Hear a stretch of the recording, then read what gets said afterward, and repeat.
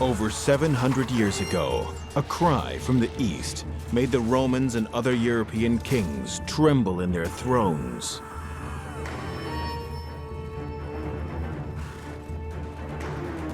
All of a sudden, like a terrible flash of lightning, small Mongolian horses and their terrifying riders strike fear into the hearts of the citizens of Europe.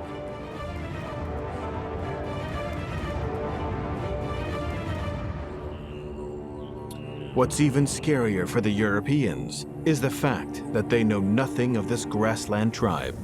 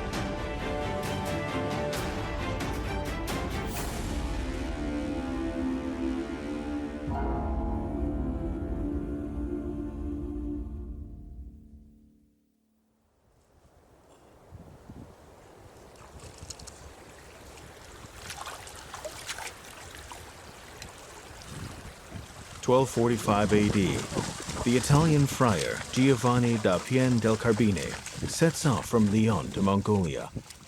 He is under a mission from the Romans to persuade the Mongolians to lay down their weapons. He even hopes to convert them into Christians. 220 kilometers west of today's Ulaanbaatar and Karakoram, Carbine finally sees the Mongol Empire for the first time.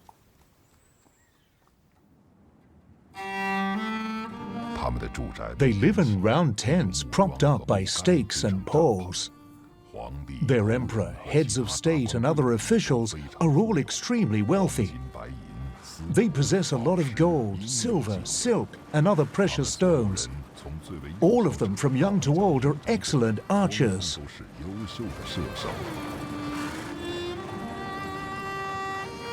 These missives help the West to unlock a mysterious world, a Far East to which access was denied for centuries by the Khitans.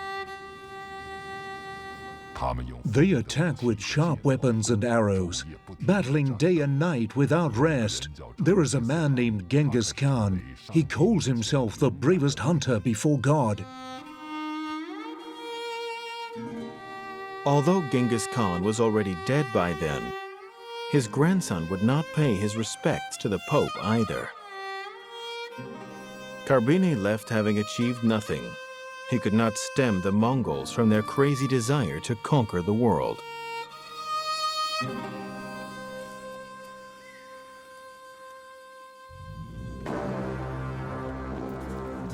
Many years later, the Mongolians would bear west to conquer Persia. The sound of their horses' hooves would bring the call of victory.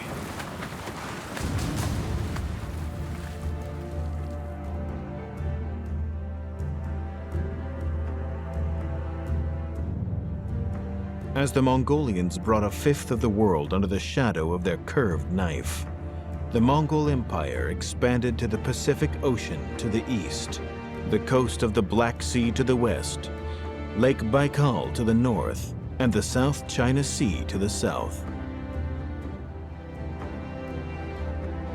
In 1271 AD, the Mongolians turned Beijing into the capital of the Mongol Empire, renaming it Khanbalik.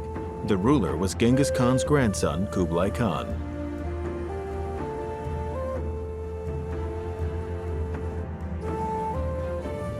The Yuan dynasty did not last long in China's history.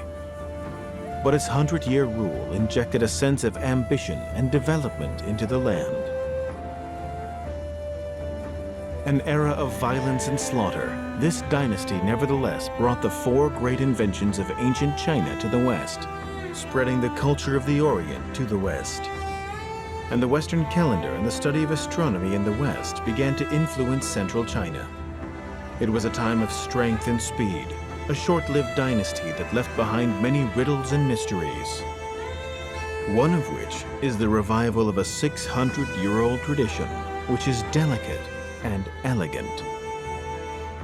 Chinese porcelain has so perfect, and it was so popular all over Asia that it had a dominant, particularly in blue and white. It is, if you like, the luxury of ordinary people across the world.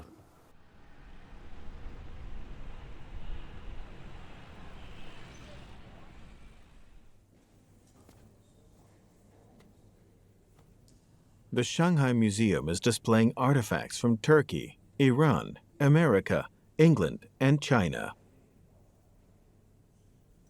It brings together 90 beautiful pieces of blue and white porcelain scattered around the world, all of which were made during the Yuan dynasty. There were many different kinds of porcelain made in ancient China, and kilns were found all over the country. But the most famous and widespread of which is the blue and white porcelain ware. Why was this porcelain with simple blue patterns on its white body so popular and influential? Especially those that were made during the Yuan dynasty. The veracity of these wares were only acknowledged a little over 60 years ago. Most people viewed the Yuan dynasty as an era of conquest and speed. It was nothing compared to the art and culture of the Song dynasty. Yet how could such a delicate art form be born from this period?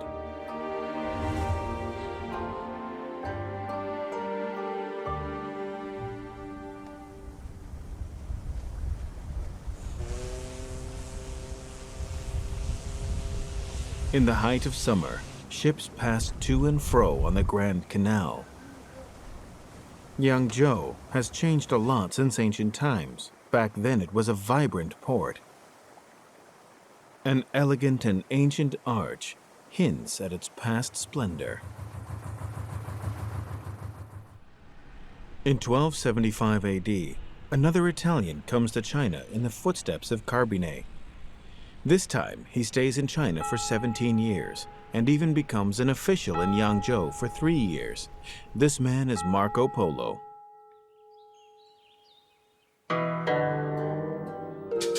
The China he saw must have been decadent, and Yuan music must have filled the air.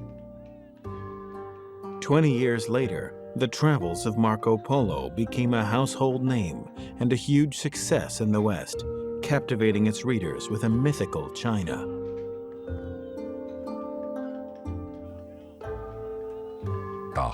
The Khan has constructed a palace with marble and other beautiful stones. Every room in this palace is paved with gold and decorated with lavish ornaments.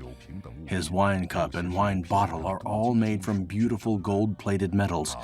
The Khan has so many metal objects that it's almost incredulous. The strange thing about the travels is that it does not mention any porcelain ware in the palace. Some even question if Marco Polo even came to China. However, the former Yuan official Su Tianjie also wrote that the emperor's wine wares were all made from gold-plated metal. Was porcelain not popular during the Yuan dynasty?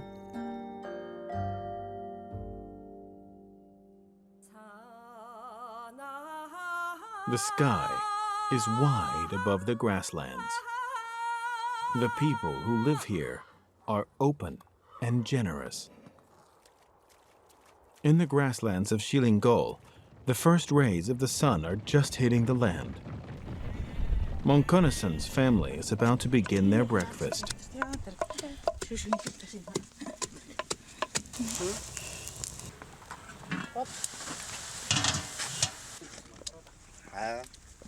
They don't use a lot of porcelain in their household. They only have some porcelain plates and bowls. Porcelain doesn't seem to be very practical for a nomadic lifestyle.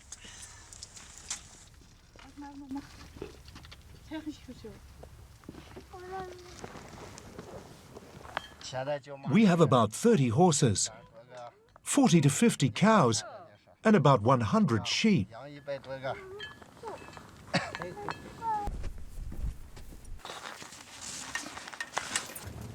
The shepherds here move from grassland to grassland so that their livestock has fresh grass to feed on. Porcelain wares are heavy and brittle. They become a liability when moving from place to place.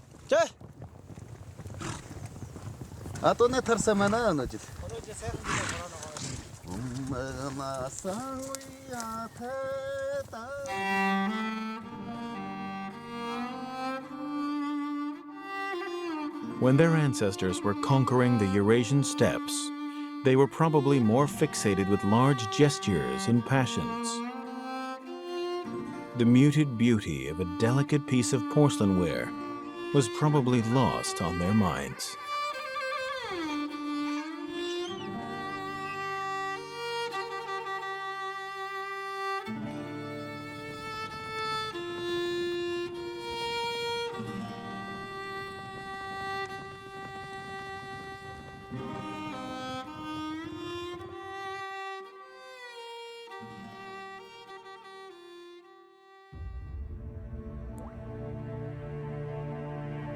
The lower classes will always imitate the ways of the upper classes. Porcelain ware was so popular during the Song dynasty because the royal family was in love with it. But to the hawkish and bellicose Mongol conquerors, the songs must have seemed too effeminate, decadent, and impractical.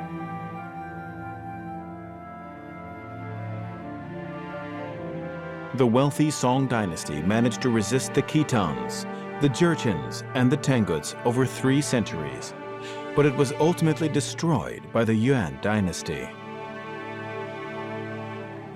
How does culture continue through social upheavals? Where could porcelain go from there?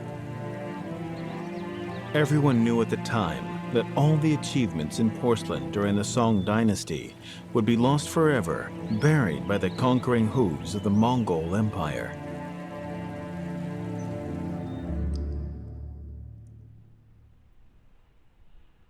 But in the Museum of Oriental Ceramics in Osaka, there is a national treasure mysteriously housed in a Japanese wooden box.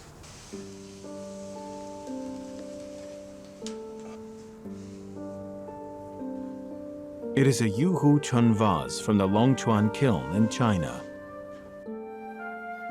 More miraculously, it wasn't produced during the Song era, but during the warring era of the Yuan dynasty. Perhaps contrary to what everyone has assumed, the Mongols didn't completely wipe out porcelain production.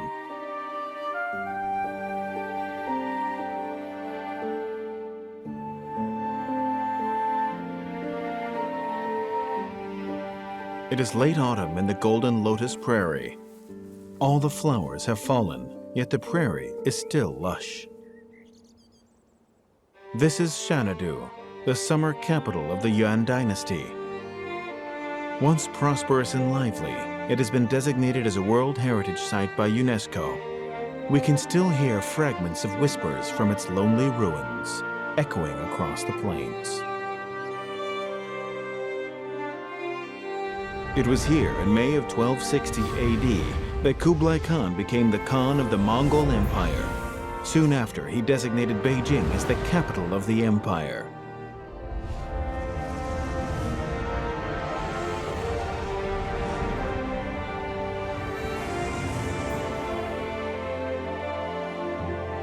This place used to be crucial to the happenings on the Eurasian steppes. But after the ravages of time, there is little left of the Yuan Empire. The tall walls and majestic courtyards are long gone, along with the sounds of horses and troops.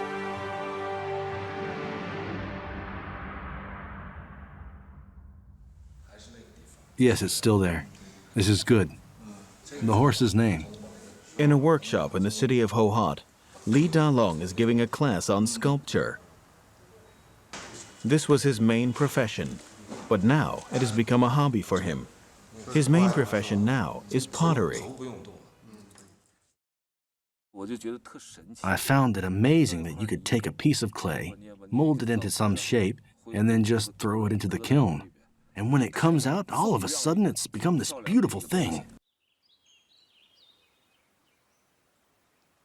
South of Hohhot, along the border of Qingshuihe County, there are 10 porcelain kilns along the hill. This was once a famous porcelain manufacturing place 30 years ago.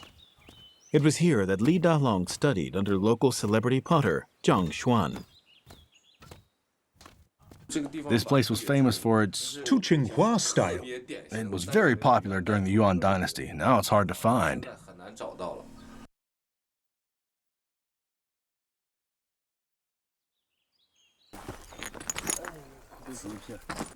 Fortunes change along with the times.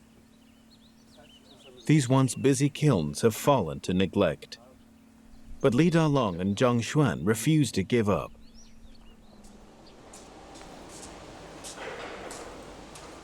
Reading the historical records, however, one finds surprises. 500 years ago, this was one of the biggest kilns north of the Great Wall. It started its life during the Song and Yuan eras, making pottery for common people.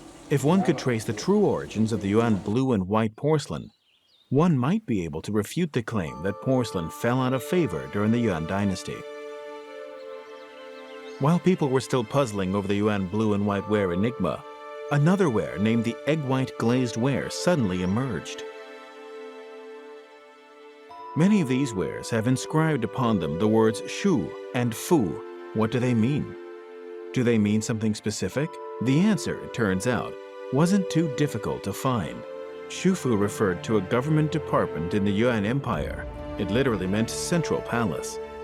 The Central Palace was the most powerful military agency, even more important than the Ministry of Defense. The existence of these porcelain wares proved that the Yuan government had its own specially made porcelain ware. It did not completely reject Chinese culture. Instead, it treasured it and even placed it on the table of an important military agency. So, if the 5 great kilns were long gone by then, where did this Shufu ware come from? Is it like the wares from the Longchuan kiln? Is it just a relic of a previous dynasty?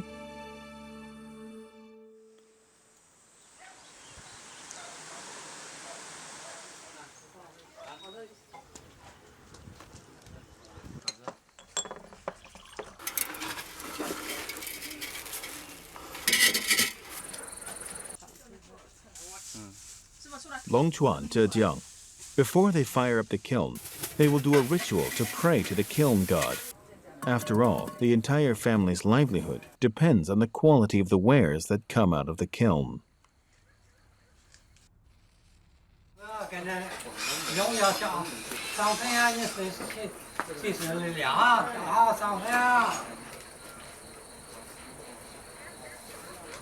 Old man Jin doesn't talk much, but the wrinkles on his face say a lot. He is the only one left in the village who uses wood as fuel in his kiln. Other kilns have long since switched to gas.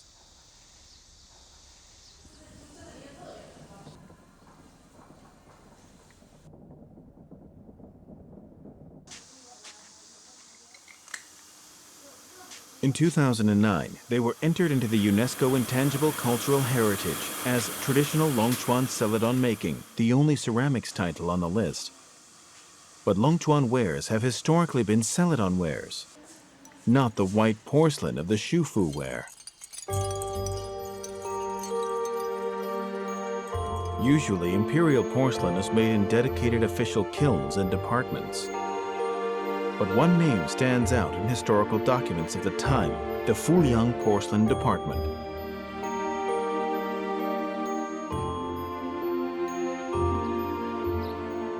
The name Fuliang doesn't ring a bell, but its location in Jingdezhen certainly does.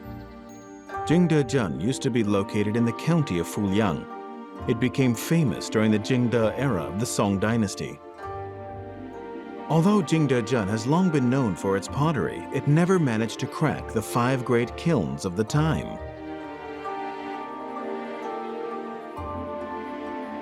Walking through the modern streets and the dark alleys of Jingdezhen today, one sees the influence of ceramics everywhere. There are master potters everywhere in this city. The road, paved by ceramic fragments, must have been built on many marvelous stories long buried by time. Ever since porcelain was invented in China during the Han Dynasty, this city has been part of its development. One wonders if it was porcelain that created Jingdezhen or Jingdezhen that created porcelain.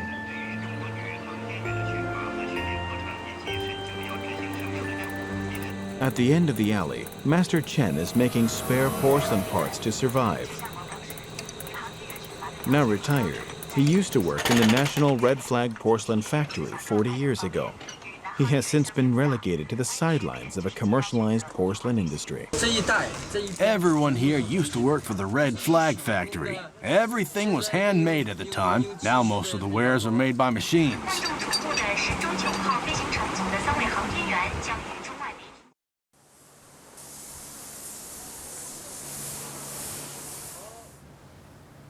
The porcelain wares are now manufactured in an assembly line fashion in order to be mass-produced.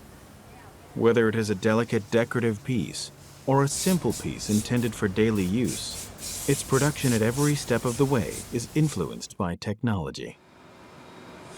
Although handmade products sell better, machines have become irreplaceable in their production. The porcelain capital is still busy as usual. The origins of Jingdezhen's fantastic 700-year history as China's porcelain capital lie in the Yuan era. In 1278 AD, the anti-Yuan general Wen Tianxiang was captured. This was the time when the Southern Song dynasty was desperately holding on to its last breath. During this time, the Yuan Empire had already set up its porcelain department in Fuliang County. This was the only agency set up to handle imperial porcelain production at the time. But why would the rough-and-tumble Mongolians fall in love with porcelain?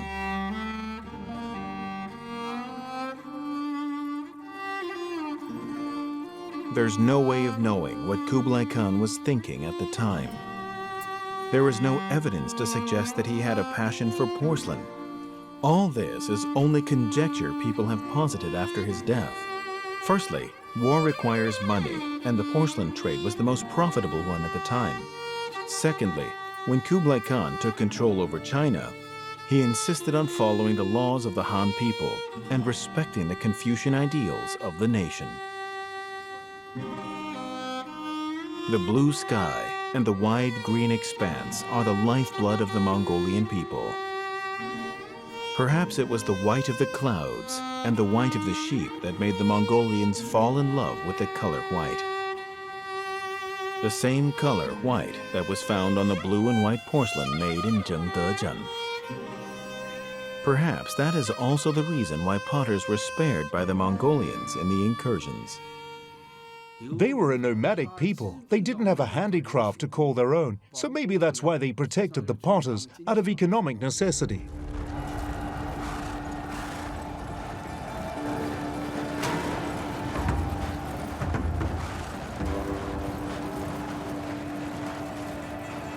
When the Mongolians overturned the Song dynasty, many were killed in the wars, but the potters and artisans were carefully spared.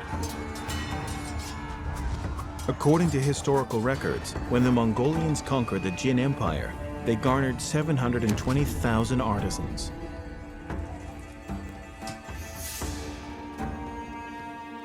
When they conquered the Southern Song Empire, they garnered another 420,000.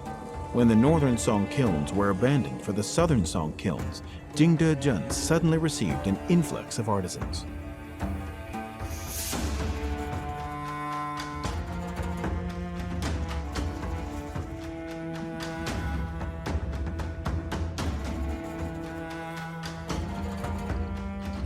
But right before the porcelain department was about to start production, it ran into an embarrassing problem. It lacked quality clay due to overmining. There was no clay left to make porcelain.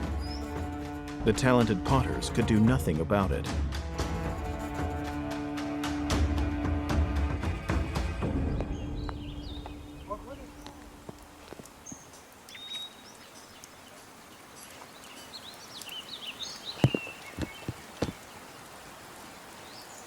The tiny little town of Yaoli, north of Jingdezhen, is an unmissable sight. Although it is a little remote, it has been producing quality porcelain since the Tang Dynasty. It often feels like a little paradise hidden away from the modern world. I'm gathering some wood to make dinner. We use Yaoli wood for the fire in the kiln and the fire to make food at home. Master Wu used to work in a kiln when he was young. Now, only a few objects at home remind him of his previous occupation.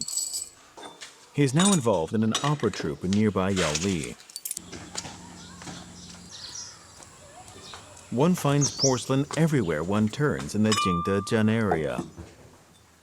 Porcelain is not just an object to the people here. It is their lifeline, the soil in which they grow.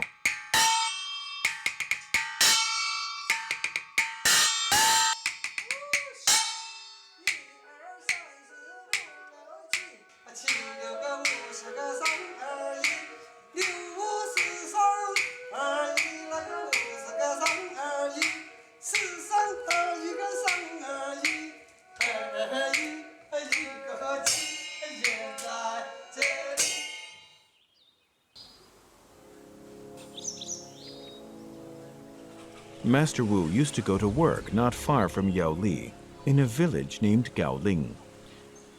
Other than its spectacular scenery, this place doesn't seem special. Yet, its quarries and white hills are what make this place famous all around the world. There is one thing that can be found here. They contain the legendary clay mineral, kaolinite. At the beginning of the Yuan dynasty, when the clay supply for porcelain was dwindling in Jingdezhen, someone discovered this white clay. Someone must have decided to try it out, and its results were stunning. Compared to regular clay, it is much whiter, smoother, and firmer. This allowed potters to make bigger wares possible.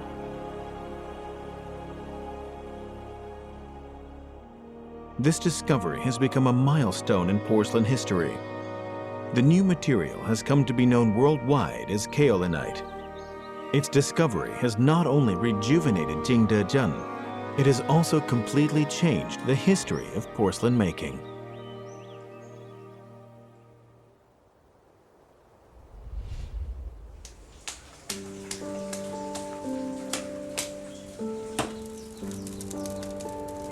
Soon after, potters in Jingdezhen started to mix kaolinite with traditional clay, creating a new blend. This new blend creates a stronger piece of porcelain with a white color that is close to that of a duck's egg, the egg white glaze. Finally, the porcelain department of Fuliang can proudly stamp the two words Shufu on the wares they produce. The Yuan dynasty now has a porcelain ware to call its own. But this is only the beginning. The famous blue and white ware is still yet to be born.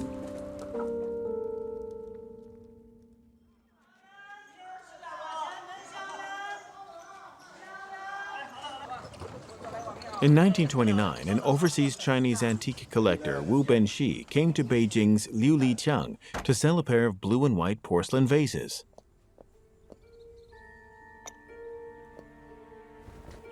When the antique expert saw the words on the vases, he immediately decided that they were copies.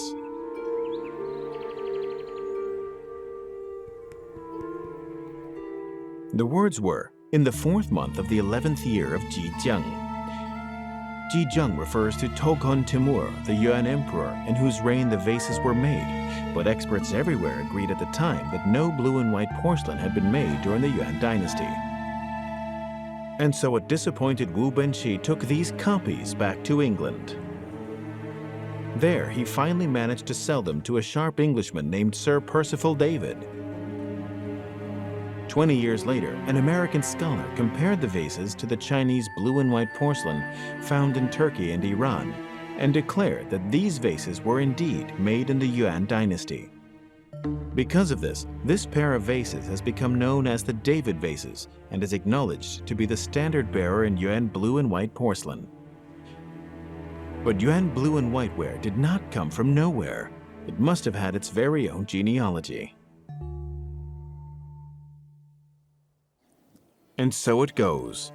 When the new rulers of the Yuan dynasty were celebrating their success, the Song pioneers of porcelain were fleeing from them and running for their lives.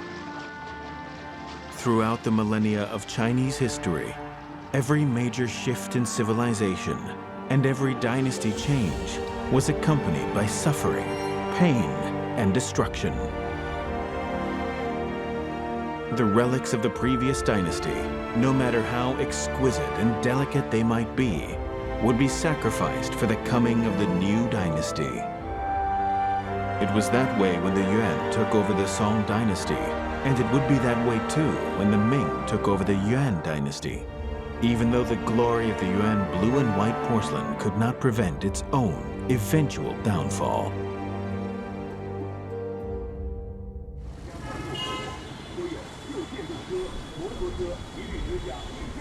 The museum that houses the most Yuan blue and white porcelain ware in China is the Gao'an City Museum in Jiangxi. But even that collection consists of only 19 wares. They were all discovered 30 years ago. They prove that the Yuan blue and white porcelain was also produced in Jingdezhen. The Ardabil Shrine in Iran houses 32 pieces of blue and white ware, while the biggest collection of blue and white ware lies in Turkey's Topkapi Palace, where more than 40 blue and white wares are housed. Incidentally, both Iran and Turkey are Muslim countries. Maybe this has something to do with Islam's reverence for the color blue.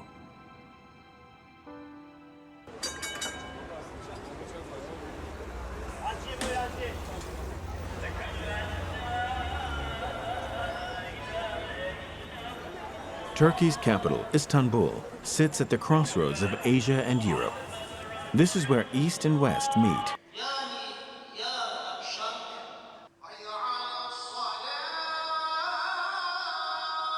The tall dome and the ceilings of the Sultan Ahmed Mosque are adorned with blue tiles.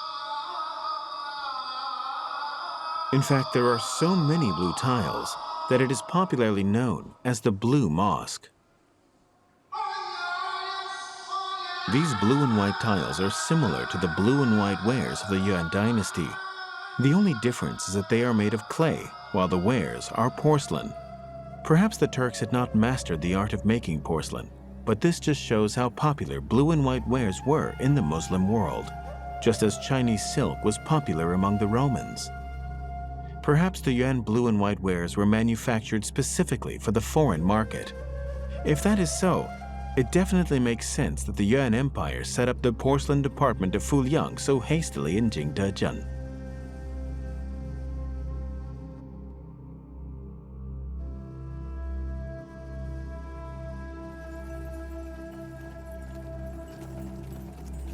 Since the Tang Dynasty, the Arab world has been one of China's most important trade partners, and Chinese ceramics have been one of the country's biggest exports.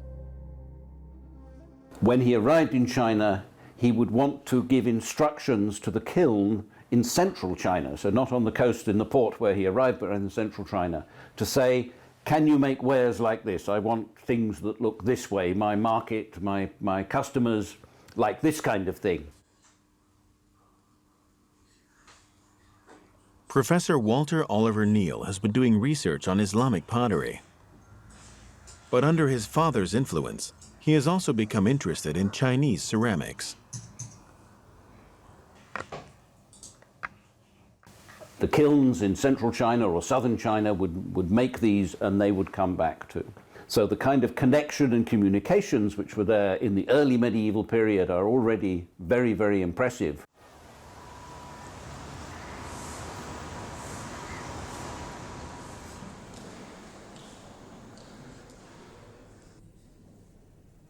On the Arab ship that became the Batu Itam shipwreck, there were 3 blue and white wares from the Tang dynasty. Islam had just been founded 200 years before. Although these wares cannot prove a direct relationship with the blue and white wares of the Yuan dynasty, they at least provide evidence that they were marketable outside of China.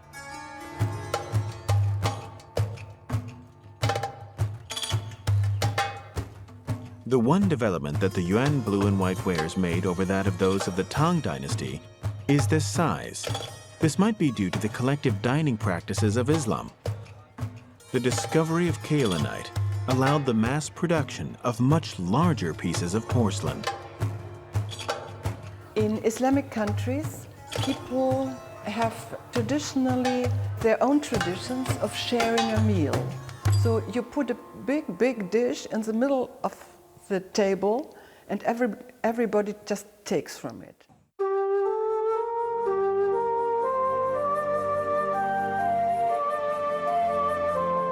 With demand comes development. To the potters in Jingdezhen, this was only natural. All they had to do was add an underglaze of blue patterns over the egg-white body, and that created the beautiful blue and white porcelainware. All they needed was a touch of cobalt blue.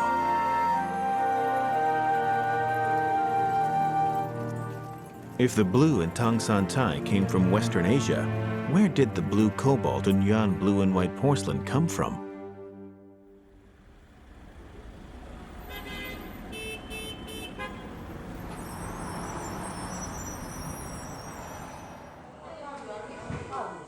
In today's Jingdezhen, there are many stores such as Zhangjian's store here that sell the materials for glazing. Blue cobalt is no longer hard to find. The blue in the Yuan blue and white wares originally came from Iran. We call it smalt in the industry. It was one of the first things that came to China because of our trade with Persians.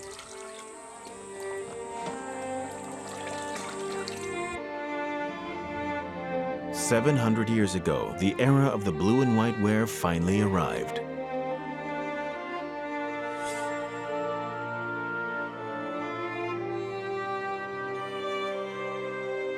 There are only 3 pieces like this sacrificial blue-glazed porcelain plum blossom vase in the Yangzhou Museum.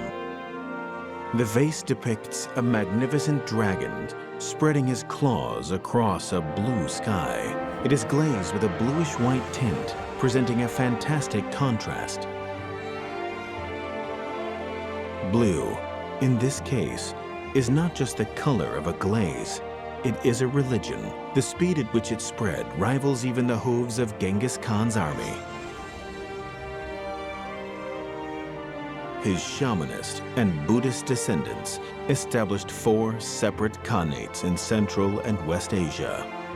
But ultimately, they all decided to go back to their own religion. The Mongolian conquerors' attitude was simple. They used whatever religion they could for their own ends.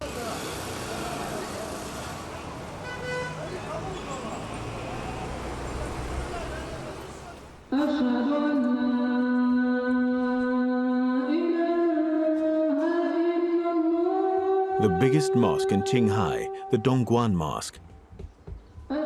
Every Friday, believers from all over rush here to perform their prayers.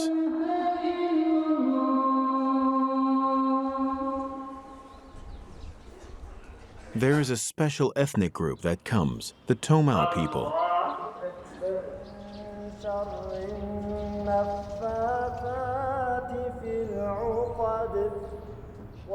Apparently, these people are descended from the Mongolians who came down to conquer China. They have since decided to settle down in the northeast of Qinghai. There are 60 families of them. They are all devout Muslims.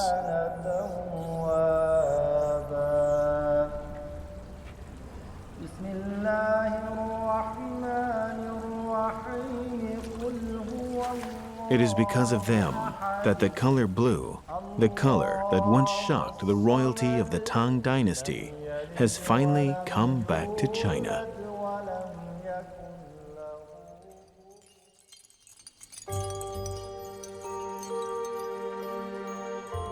Besides the blue and white ware, Jingdezhen also produced another famous type of glaze, the red underglaze.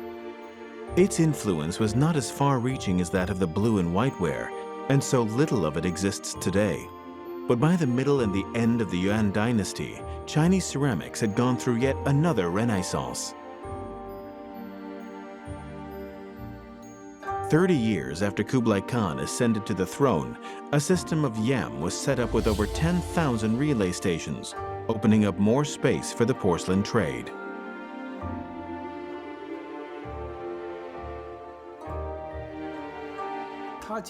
He set up these relay stations mainly to consolidate his power.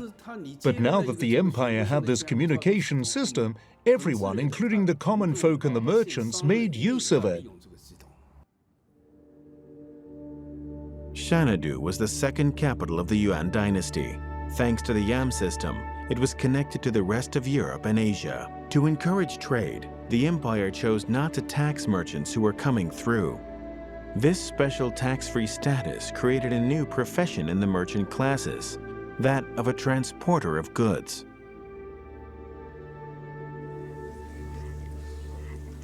Masi Bilik has always been close to the family of Munkenison. Every time he comes by, he never forgets to give Munkenison's daughter a present.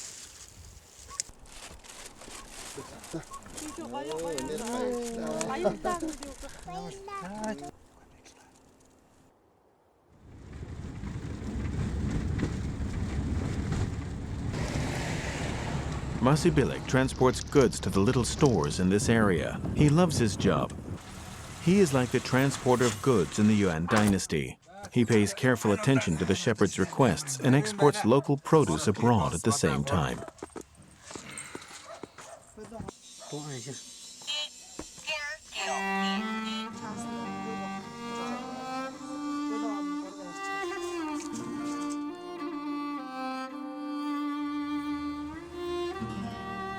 The Yuan dynasty continued to develop the maritime trade routes that were established in the previous dynasty. It's hard to imagine how the transport routes that were established on horseback could complement the shipping routes that were established on sea. But Kublai Khan had organized fleets of a few thousand ships once before. He was especially welcoming to foreign ships who had different wants and different needs. According to Wang Dayuan, a maritime expert at the time, there were 6,200 merchants on the coast at any one time, twice the number of soldiers on duty. Because of that, instead of diminishing, the powers of the maritime authority expanded. In the year 1289 alone, the maritime authority collected a tax payment of 200 kilograms of pearls and 160 kilograms of gold. Of this amount, most of the tax came from porcelain ware.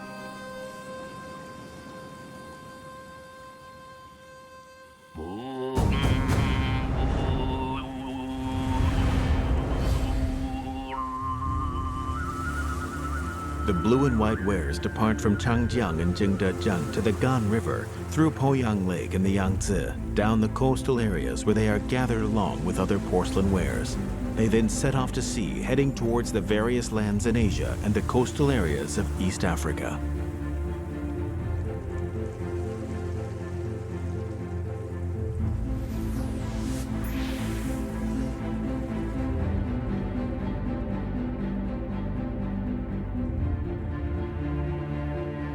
For its 60th anniversary, the Shanghai Museum organized an exhibition of Yuan Dynasty blue and white porcelain.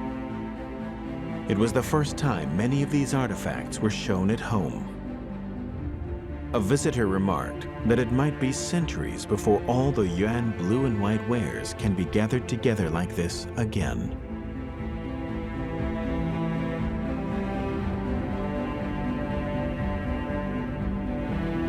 The elegant Yuan blue and white ware introduced pictorial designs onto Chinese ceramics.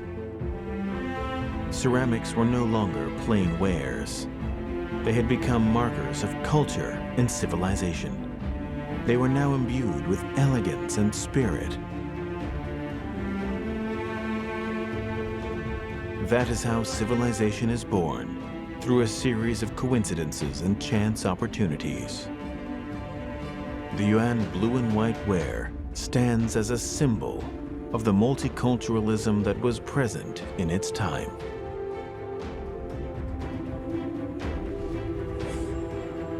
The beautiful and precious blue patterns on the creamy white body traces the fleeting and short-lived emotions of the Yuan dynasty.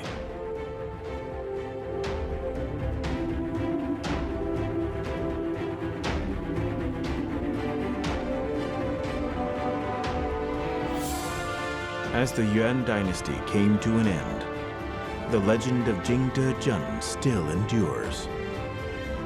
Their radiant blue and white wares still elicit wide-eyed wonder to this day.